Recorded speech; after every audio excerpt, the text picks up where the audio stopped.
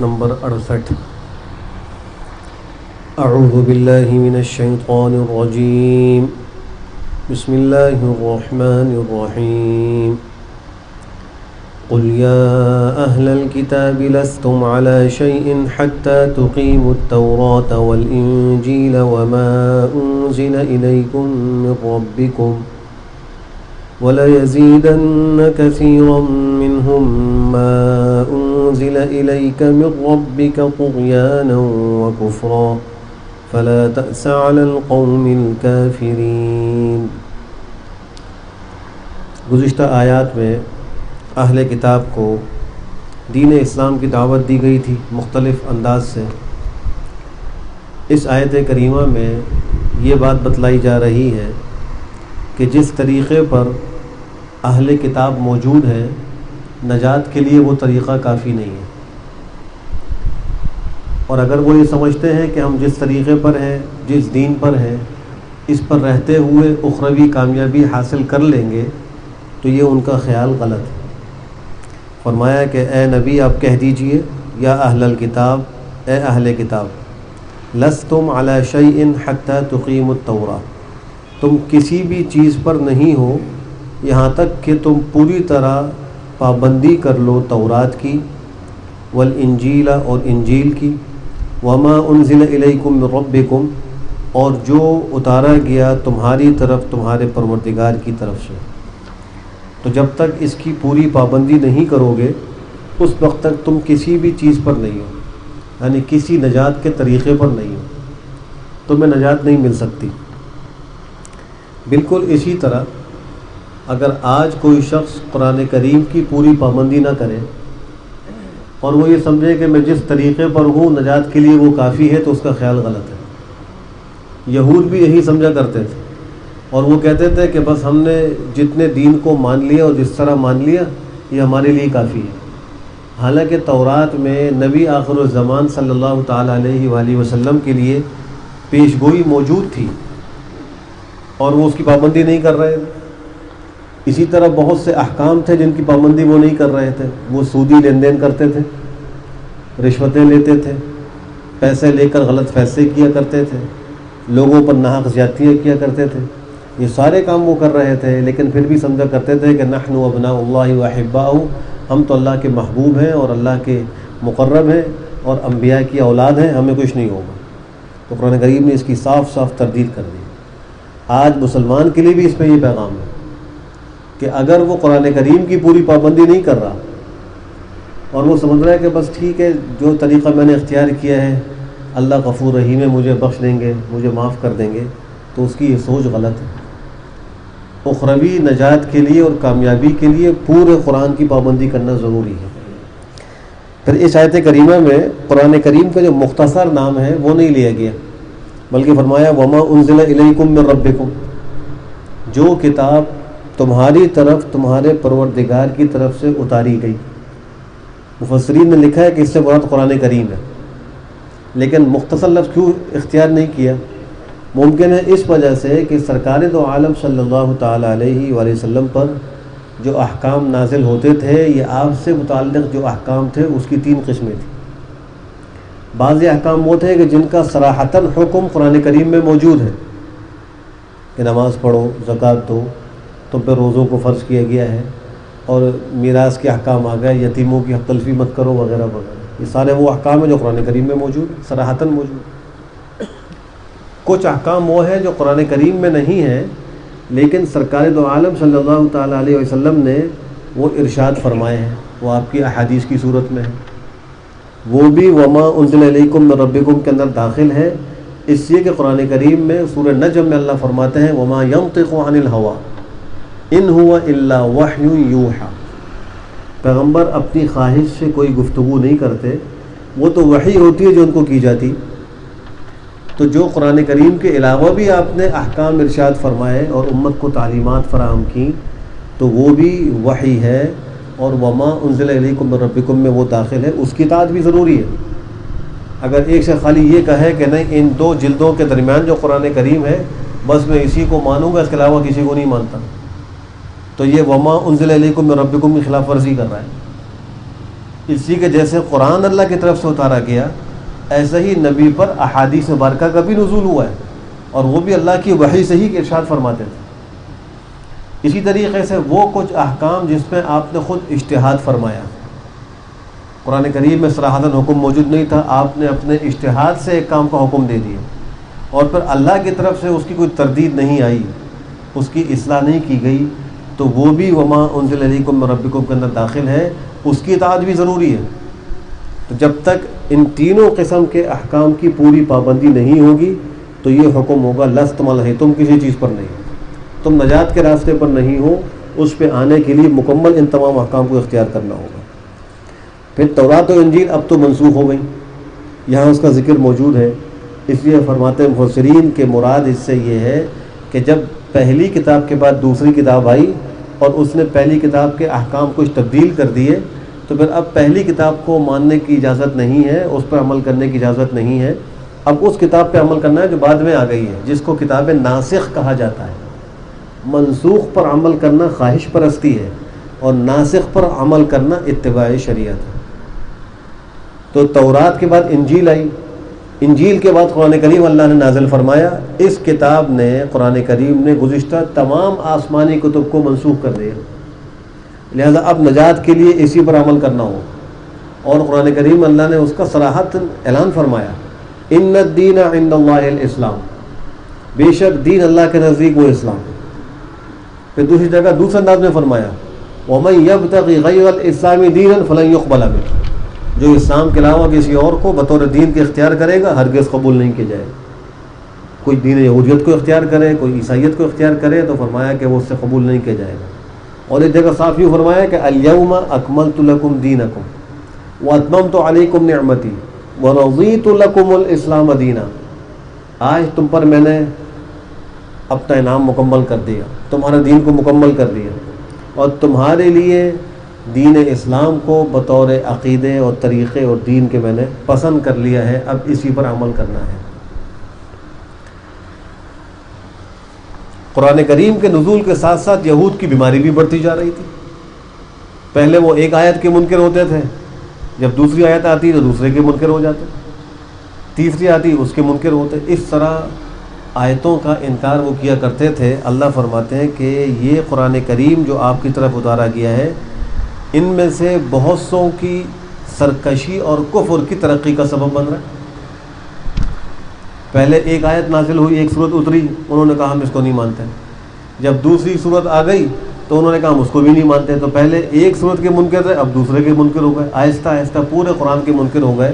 تو جیسے جیسے وہ اتر رہا تھا ویسے ویسے ان کی سرکشی بڑھ رہی تھی۔ اس سے پیغمبر کو غم بھی ہوتا تھا کہ قرآن کریم آ رہا ہے، معجزے میں پیش کر رہا ہوں، دعوت دے رہا ہوں، یہ قبول کیوں نہیں کر رہے، یہ کیوں جو ہے وہ خواہش پرستی میں لگے ہوئے ہیں۔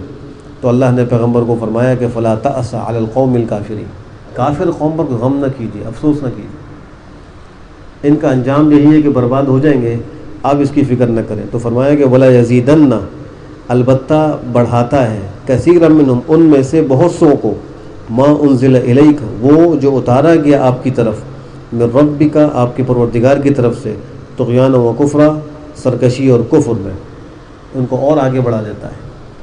فلا تأس علی القوم الکافرین، ایسے کافروں پر آپ افسوس نہ کیجیے، کوئی غم نہ کیجیے۔ ان الذين آمنوا والذين هادوا والصابئون والنصارى من آمن بالله واليوم الآخر وعمل صالحا فلا خوف عليهم ولا هم يحزنون۔ اس آیت میں اللہ نے نجات کا طریقہ بتلا دیا کہ اگر آخرت کے عذاب سے بچنا ہے اور نجات پانی ہے تو کیا کرنا ہوگا۔ فرمایا بے شک وہ لوگ جو ایمان لائے، اور وہ جو یہودی ہیں، اور جو صابئین ہیں، اور نصارہ، جو ایمان لایا اللہ پر، آخرت کے دن پر، اور اس نے اچھا عمل کیا، تو ان پر نہ کوئی خوف ہوگا نہ وہ غمگین ہوں گے۔ معلوم یہ ہوا کہ آخرت کے خوف اور غم سے بچنے کے لیے اللہ پر ایمان لانا ہوگا، آخرت پر ایمان لانا ہوگا۔ یہاں پر سلسلہ ایمانیات میں اور عقائد کے سلسلے میں دو کو ذکر کیا گیا ہے، مراد سارے عقائد ہیں۔ ایمان باللہ یہ عقیدے کا آغاز ہے، ایمان بالیوم الآخر یہ عقیدے کا اختتام ہے. اس کے درمیان میں ایمان بالکتب بھی ہے، ایمان بالرسل بھی ہے، ایمان بالملائکہ بھی ہے، ایمان بالقدر خیرہ و شرہ بھی ہے. وہ سب یہاں مراد ہے. اور اگر ایک آدمی خدا نہ خواستہ کتابوں پر ایمان نہیں رکھتا تو اس کا ایمان باللہ بھی معتبر نہیں ہے. اگر وہ انبیاء کو نہیں مانتا تو اس کا ایمان باللہ بھی معتبر نہیں ہے. صحیح اللہ پر ایمان لانے کا مطلب یہ ہے کہ جس بات پر اللہ نے ایمان لانے کا حکم دیا ان سب پر ایمان لائے. اللہ نے حکم دیا ہے کہ تمام آسمانی کتابوں پر ایمان لاؤ، میرے تمام نبیوں پر ایمان لاؤ، تمام فرشتوں پر ایمان لاؤ، اسی طریقے سے تقدیر پر ایمان لاؤ، آخرت پر ایمان لاؤ. تو جب تک ان سب پر ایمان نہیں ہوگا تو اللہ پر بھی ایمان ہی پورا نہیں ہوگا. دوسری بات یہ ہے کہ جہاں یہ فرقوں کا ذکر کیا، ایمان والے یہودی اور نصارہ، وہاں سابعین کا بھی ذکر کیا ہے. آج روئے زمین پر سابعی کے نام سے کوئی فرقہ موجود نہیں ہے. مفسرین فرماتے ہیں کہ اس نام کا آج کوئی فرقہ نہیں ہے. تو اس سے مراد کون ہے؟ اکثر کے نزدیک کچھ ایسے لوگ تھے کہ جو فرشتوں کی عبادت کرتے تھے اور قبلے کے رخ سے ہٹ کر نماز پڑھا کرتے تھے. وہ قبلے کے رخ پر نماز نہیں پڑھتے تھے. اور حضرت داؤد علیہ السلام پر جو کتاب اتری زبور، اس کو پڑھتے تھے. زبور کو پڑھتے تھے، قبلے سے ہٹ کے نماز پڑھتے تھے اور فرشتوں کی عبادت کرتے تھے. ان کو سابین کہا کہ یہ گمراہ اور کافر ایک فرقہ تھا. تو فرمایا چاہے وہ یہودی ہو یا سابی ہو یا عیسائی ہو، جو اللہ پر آخرت پر ایمان لائے گا، عمل نیک کرے گا تو وہ آخرت میں عذاب سے بچیں گے، تو کوئی خوف اور غم نہیں ہوگا. لقد اخذنا ميثاق بني اسرائيل وارسلنا اليهم رسلا كلما جاءهم رسول بما لا تهوى انفسهم فريقا كذبوا وفريقا يقتلون. آگے یہود اور نصارہ اہل کتاب ان کی ایک اور برائی ذکر کر رہے ہیں اللہ. ایک بری عادت، تحقیق ہم نے عہد لیا بنی اسرائیل سے اور ہم نے ان کی طرف انبیاء کو بھیجا، رسولوں کو بھیجا. مفسرین نے لکھا ہے کہ حضرت یعقوب علیہ السلام سے لے کر حضرت عیسیٰ علیہ السلام تک 4000 انبیاء بنی اسرائیل میں آئے. وَأَرْسَلْنَا إِلَيْهِمْ رُسُلًا كُلَّمَا جَاءَهُمْ رسول، جب بھی ان کے پاس لاتا کوئی رسول، بما، ایسے احکام، ایسی چیزیں، لا تہوا انفسهم، جن کو ان کے دل پسند نہیں کرتے تھے. اور چونکہ خواہش پرست لوگ تھے، دنیا پرست لوگ تھے، اللہ کے جب احکام آتے جو ان کے دلوں کو پسند نہ ہوتے تو وہ کیا کرتے؟ فریقاً کذبوا، ایک فریق کو تو انہوں نے جھٹلا دیا. انبیاء کے ایک گروہ کو، ایک فریق کو تو انہوں نے جھٹلایا اور کہا ہم ان کو نبی نہیں مانتے. وہ فریقاً یقتلون، اور ایک گروہ کو وہ قتل کر دیتے. بجائے اس کے کہ ان کی بات مانتے، وہ ان کو جھٹلایا کرتے تھے اور قتل انبیاء کے مرتکب ہوا کرتے تھے، جو ان کی شریعت میں بھی ناحق تھا اور حرام تھا. کتنے مسلمان آج ایسے ہیں کہ ان کے سامنے قرآن کریم کے احکام آتے ہیں، شریعت کے احکام آتے ہیں، ان کے دل ان کو پسند نہیں کرتے، وہ قبول نہیں کرتے. یہ بنی اسرائیل یہودیوں کا حال تھا. آج جو شخص سودی لین دین کے اندر لگا ہوا ہے، کیا اس کو یہ معلوم نہیں؟ قرآن کریم نے صاف اعلان کیا ہے احل اللہ البیع وحرم الربا، اور یہ جگہ فرمایا ہے کہ فأذنوا بحرب من اللہ ورسولہ، جو سود نہیں چھوڑے گا اس کے ساتھ اللہ رسول کا اعلان جنگ ہے. کیا سود لینے والے کو یہ احکام نظر نہیں آتے؟ اس کا دل قبول نہیں کر رہا، ان احکام کو اس نے پس پوچھ ڈالا ہوا. کیا ہماری ماؤں بہنوں بیٹیوں کو قرآن کریم میں پردے کے احکام نظر نہیں آتے؟ کیا شریعت کے اندر رشوت خور کو یہ معلوم نہیں ہوتا کہ رشوت لینا اور دینا حرام ہے؟ الراشی والمرتشی کلاہما فی النار. ان سب کے وہ دل پسند نہیں کرے، اس سے کہ اس میں لگے ہوئے. سود لینے والا کہتا ہے کہ میری تجارت بغیر سود کی نہیں چلتی، رشوت لینے والا کہتا ہے یہ تو تحفہ ہے، اور خواتین کہتی ہیں کہ پردہ دل کا ہونا چاہیے. ظاہر کا کیا پردہ ہے؟ ان کا لباس مناسب نہیں، پردے کا اہتمام نہیں، اور معاملات کے اندر صفائی نہیں، اولاد کی تربیت کا خیال نہیں، قرآن کریم کے حقوق کو ادا کرنے کی فکر نہیں، اور پھر وہ آرام سے بیٹھے مطمئن زندگی گزارتے، اور اس کے برا ہونے اور گناہ ہونے کا احساس بھی نہیں ہو رہا. جو بے پردہ خواتین باہر نکل رہی ہیں، کیا وہ گھر پہ آ کے استغفار کرتی ہوں گی کہ ہم سے بڑی غلطی ہو گئی، ہم بے پردہ باہر نکل رہی؟ حدیث شریف کی روح سے جو عورت گھر سے نکلے اور اس کی خوشبو باہر پھوٹ رہی ہو تو وہ زانیہ ہے، زناکار عورت. جو عورت اپنے آپ کو دکھانے کے لیے پیش کرے، حدیث شریف کی روح سے اس عورت پر بھی اللہ کی لعنت ہے، اور جو مرد دیکھے اس پر بھی اللہ کی لعنت ہے. تو یہ تو یہود کا طریقہ تھا کہ جو ان کو چیزیں پسند نہیں تھی وہ اس کو صاف جھٹلا دیا کرتے تھے. آج مسلمان بھی تعویلات کر لیتا ہے. وہ کہتا ہے سارے یہ تو مولویوں کی باتیں ہیں, پتہ نہیں بس ان کو یہ چیز نظر آتی ہے. ہمارا دل صاف ہے اور ہم جو ہے مخلوق خدا کی خدمت میں لگے ہوئے کچھ رفاہی کام کر رہے ہیں. یاد رکھیے حتیٰ تقیموا التوراۃ والانجیل وما انزل الیکم من ربکم, اس سے بات صراحتاً معلوم ہو گئی جب تک قرآن کریم کی مکمل پابندی نہیں ہوگی, شریعت پر مکمل عمل نہیں ہوگا, لستم علی شیء, ہم کسی نجات کے راستے پر نہیں ہیں, ہم کامیابی کے راستے پر نہیں ہیں. یہود نے تو انبیاء کا قتل کیا. زبانہ رسالت کے جو یہود تھے ان کو تو یہ خطاب کیا جا رہا ہے. ان لوگوں نے کسی نبی کو قتل نہیں کیا تھا, لیکن کہا یہ گیا, ان کو یہ سنایا گیا کہ بھائی یہود کا ایک گروہ جو ہے انبیاء کو قتل کر دیا کرتا تھا. بات دراصل یہ ہے کہ ان کے بڑوں نے یہ کام کیا تھا, ان کے آبا و اجداد نے یہ کام کیا تھا, اور یہ اس زمانے کے جو یہود تھے جس زمانے میں قرآن کریم نازل ہو رہا تھا وہ اپنے آبا و اجداد کے طریقے پر مطمئن تھے, اس سے راضی تھے. تو کوئی آدمی کسی گناہ پر راضی ہو وہ اس گناہ میں شریک شمار ہوتا ہے.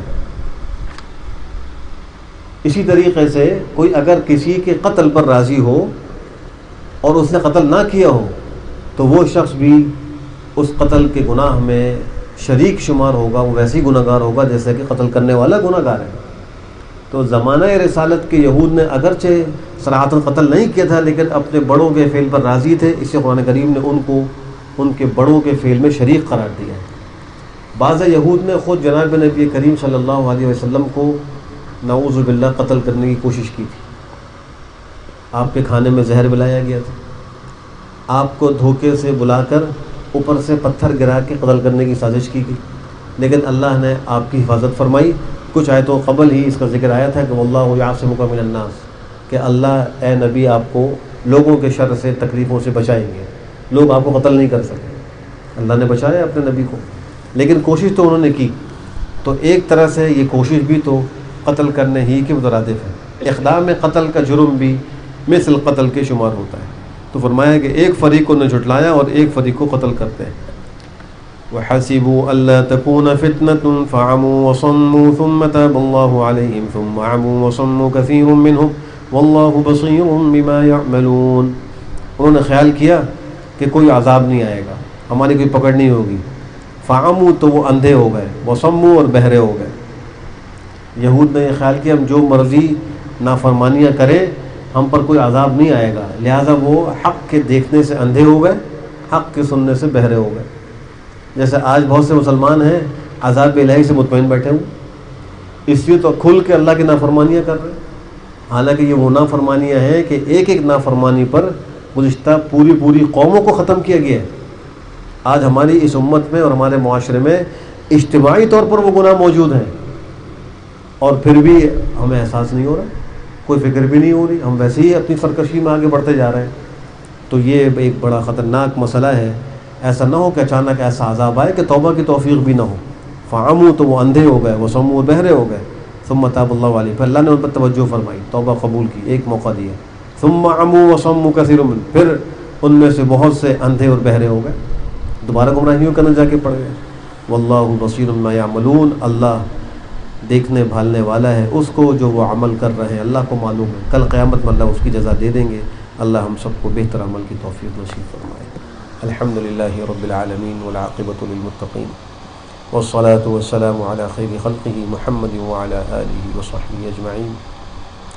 اے اللہ ہم سب کے سارے گناہوں کو معاف فرما. اے اللہ ہم سب کو قرآن کریم اور جناب نبی کریم صلی اللہ تعالیٰ علیہ وآلہ وسلم کی لائی ہوئی شریعت پر مکمل عمل کی توفیق نصیب فرما. اے اللہ ہر قسم کی کوتاہی سے ہم سب کی حفاظت فرما. اے اللہ ہم سب کو دنیا آخرت کی کامیابیاں نصیب فرما. اے اللہ ارحم الراحمین, وہ تمام اعمال جو آپ کے غضب کو دعوت دینے والے ہیں ہم سب کو ان اعمال کے چھوڑنے کی توفیق نصیب فرما. اے اللہ ہم سب کو تقوی والی حیات نصیب فرما. جملہ بیماران کو شفا صحت عافیت نصیب فرما. اے اللہ ہمارے مرحومین کی کامل مغفرت فرما. اے اللہ ہم سب کو مرنے سے پہلے آخرت کی خوب تیاری کی توفیق نصیب فرما. اے اللہ جو مانگا ہے وہ بھی عطا فرما, نہیں مانگا مانگنا چاہیے تھا بے مانگے ہم سب کو نصیب فرما. ہماری دعاؤں کو محض اپنے فضل و کرم سے قبول فرما.